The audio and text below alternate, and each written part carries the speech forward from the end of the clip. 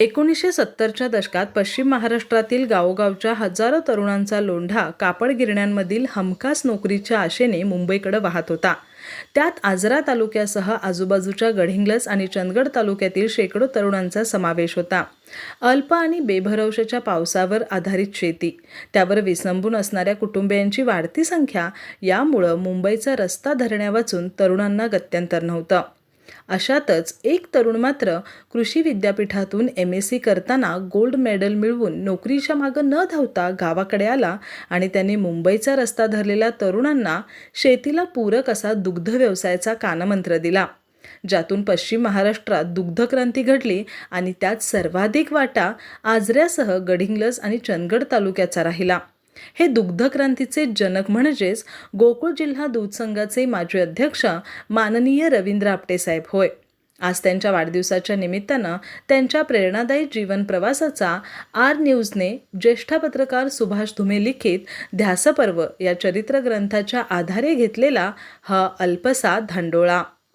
खरं तर कृषी विद्यापीठातील गोल्ड मेडलिस्ट MSc तरुणाला कुठेही नोकरीसाठी पायघड्या अंथरल्या गेल्या असत्या, पण आपटे साहेबांनी त्या काळी स्वतःची पायवाट निर्माण करण्याची जिद्द बाळगली आणि महत् प्रयासानं सत्यात उतरवली. पारंपरिक शेतीला दुग्ध व्यवसायाची जोड मिळाल्यास कोणताही शेतकरी समृद्ध होऊ शकतो हे सूत्र त्यांनी जाणलं होतं. म्हणूनच त्यांनी स्वतः बंगळूरला जाऊन 16 संकरित गायी आणल्या आणि आधुनिक गोठ्याची निर्मिती केली, ज्याचा आदर्श पुढं अनेक तरुणांनी घेतला. त्या सर्वांना आपटे साहेबांनी योग्य मार्गदर्शन करून उभं केलं. संघाला दूध पुरवठा करत असतानाच त्यांनी ट्रान्सपोर्ट व्यवसायातही स्वतःचा जम बसवला. पुढे यथावकाश संघाशी वाढलेल्या जवळीकीतून संस्थापक आनंदराव पाटील चुईकरांशी स्नेह जुळला आणि जिल्हा दूध संघाच्या संचालक पदाची माळही आपसूक गळ्यात पडली. तिथून पुढे आपटे साहेबांच्या प्रगतीचा वारू कुठे अडलाच नाही, कारण साखर कारखान्यापासून जिल्हा परिषद असेल किंवा आमदारकी त्यांना नक्कीच यश मिळालं असतं.